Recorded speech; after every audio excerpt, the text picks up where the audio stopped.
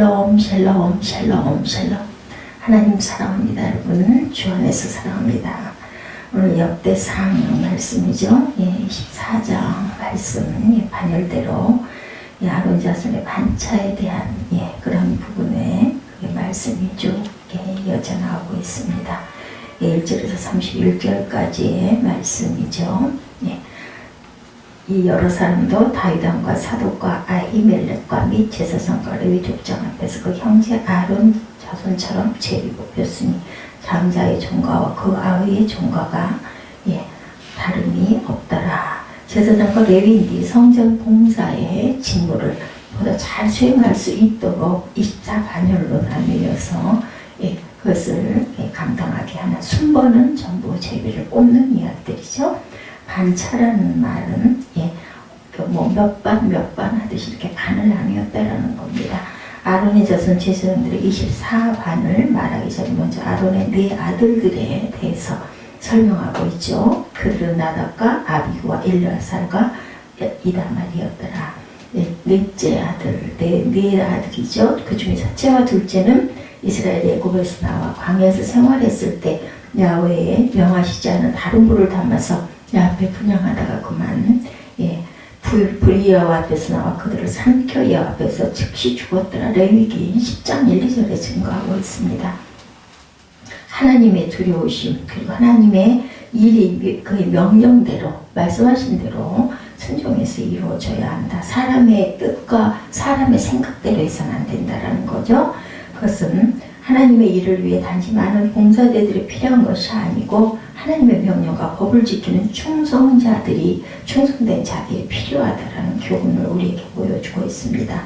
제사장의 직무는 세 가지다. 역대상 3장 13절에도 증거하죠. 첫째는 제사를 드리는 그 직무, 둘째는 분향하는 직무, 셋째는 백성을 축복하는 세 가지의 그 직무를 갖고 있습니다. 제사는 1차적으로 예수 그리스도의 속죄 사역을 예표하고 분향도 그의 중보 사역을 상징하고 축복도 그가 자기 백성을 위해 하나님의 은혜와 하나님의 평안의 복을 주심을 예표하고 있죠. 그 5절까지도 쭉 그 아들들에 대한 설명이 나오고 있습니다. 그리고 6절에서 19절까지는 레위 사람 느단의 아들 서기관과 스마야의 왕과 방백과 제사장 사독과 아비아들의 아들 아히멜렉과 및 제사장과 레위 사람의 족장 앞에서 그 이름을 기록하여 엘르아셀의 자손 중에서 한 집을 취하고 이다말의 자손 중에서 한 집을 취하였으니 첫째로 제비 뽑힌 자는 야훼아립이요 둘째는 여다야요 셋째는 하림이요 넷째는 스올이며 다섯째는 말기야요 여섯 번째는 마하민이요. 그래서 24째 마시아라 이와 같은 반차로 순서로 여호와 전에 들어가 이스라엘 하나님 야훼께서 저희 조상 아론에게 명하신 규례대로 수종을 들었다. 24반에 대한 것이 이렇게 쭉 나와 있죠. 엘르아셀의 자손과 이다말의 자손 중에 골고루 한 집씩 취하여서 모두 24반으로 나눈 내용이 나타나 있습니다.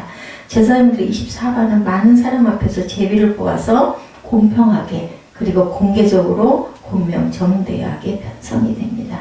모든 제사장들은 하나님 앞에 공평하게 봉사의 기회를 얻죠. 그리고 20절에서 31절까지는 레위 자손 중에 남은 자는 이르하니 아므람의 아들 중에는 수바엘이요 수바엘의 아들 중에는 에디아요. 이래서 끝에 보면 엘르아살은 부자하며 가세기르는 그 아들 여로무엘이요 무샤의 아들은 마홀라와 에델과 여리못이 있는 다 그쪽 색대로 기록한 레위 자손이라.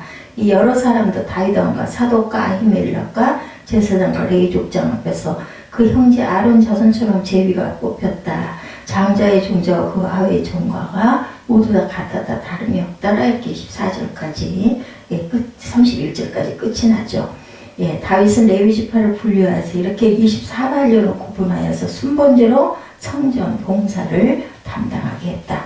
중앙으로 집중된 레위인 직무의 적체를 사전에 해소하기 위한 한 수단으로 이런 지혜를 가지고 그것을 다 분배를 아주 공평하게 했다라는 거죠. 그래서 첫 번째로 엘르아살과 이다말 자손의 족장들에 대한 설명이 나타나고, 그리고 이다말 자손은 8반열로 나눕니다. 이렇게 24명의 제사장들을 뽑아서 이들을 구분하고 각각의 순서에 따라 제사장직을 수행하게 합니다.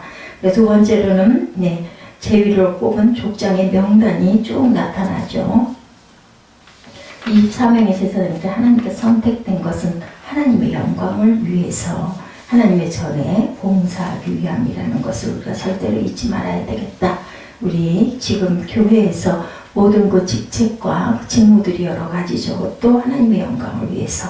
그래서 레위의 반열들을 하나님의 전에도 예배의식에 그 사람들 돕는 일과 찬송하는 일, 백성들을 인도하는 그 임무를 맡아서 합니다. 그들의 제사장과는 차이가 나는 일을 수행했지만 그들은 제사장들과 형제로서의 긴밀한 유대관계를 형성하면서 거룩한 일을 수행하죠.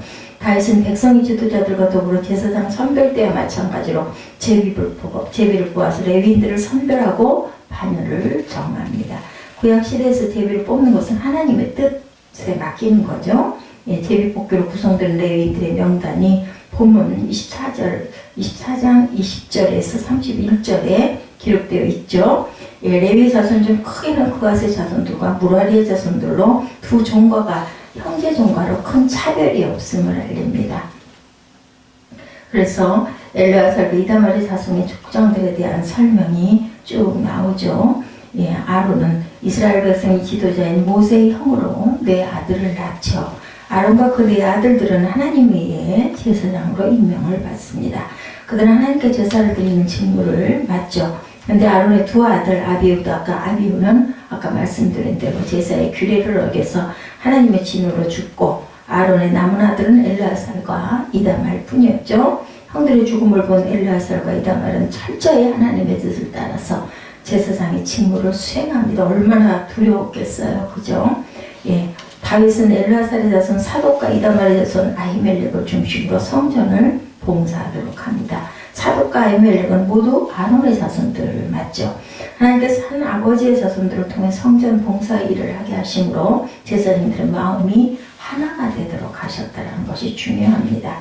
제사장 반열을 나눌 때 사독과 아히멜렉과 더불어 같이 의논합니다.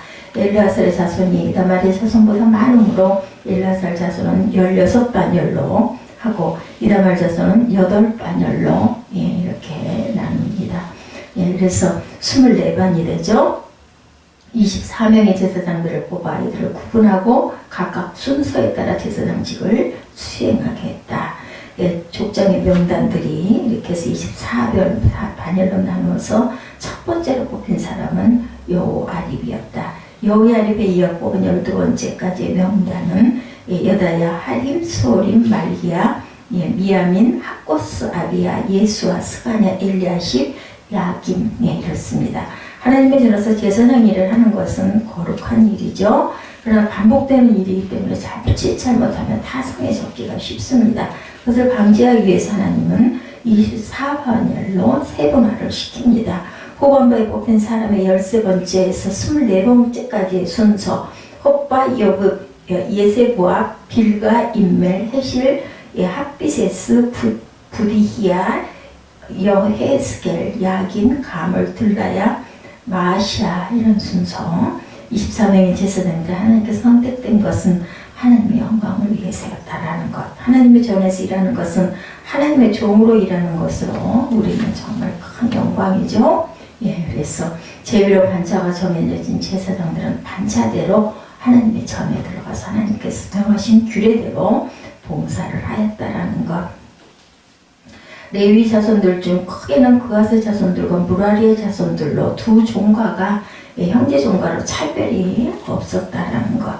교훈은 첫째로 대제사장 아론과 제사장들의 제사의 직무는 1차적으로 예수 그리스도 그의 속죄 사역을 예표한다라는 것을 우리가 기억해야 합니다.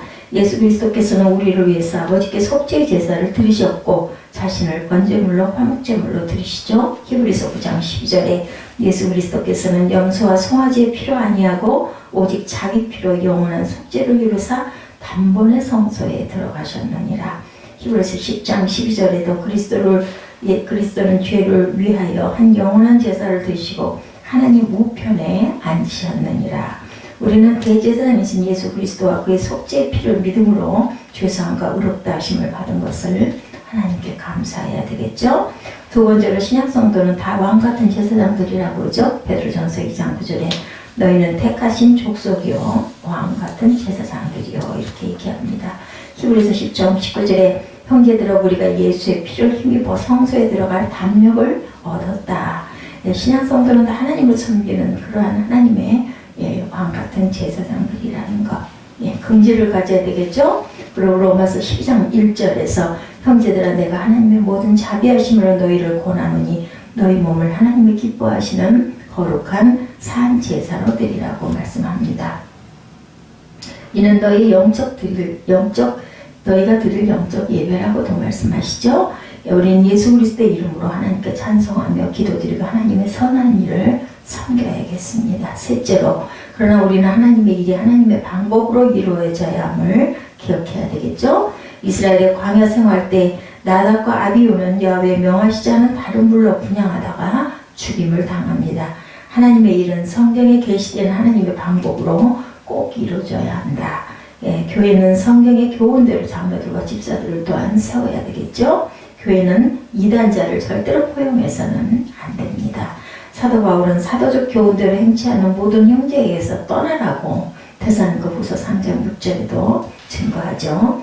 성경의 교훈대로 하나님의 방법대로 하나님의 말씀대로 행하고 나아가야 되겠다. 구약이나 지금 신약이나 똑같죠. 어떤 일을 하든 다 소중하고 중요하고 우리 모두는 성도들 모두는 교회 일에 왕같은 제사장이라는 그러한 아주 그 긍지를 가지고 최선을 다해서 최고의 하나님이 가장 기뻐하시는 영과 진리로 예배드리는데 쓰임을 받는 하나님의 귀한 종들 다 되시기를 주님의 이름으로 축복합니다. 기도하시겠습니다.